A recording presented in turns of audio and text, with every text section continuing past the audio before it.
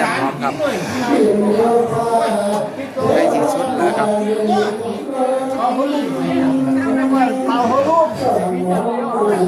เจ้าสาวครับเบาสาววัฒนรามสอง วัฒนรามสองงานนี่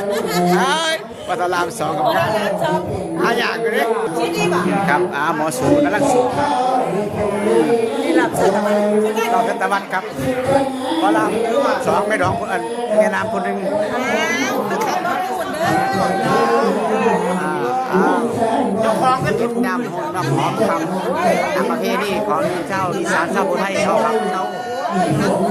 ที่เป็นงานครับแล้วครับจะไม่หมอสูงนะครับอันนี้ขันนั้นตักเบงครับเบงไงไปหาเขาตลอดกันใกล้สั่งตัดทิ้งหรอคนผ้าขวัญนะครับเริ่มเข้าผ้าขวัญครับพี่น้อง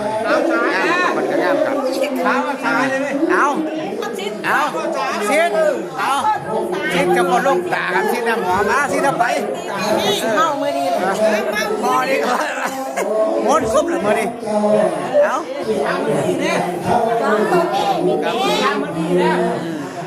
ชู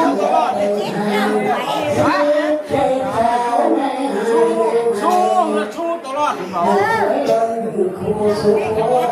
ฮะ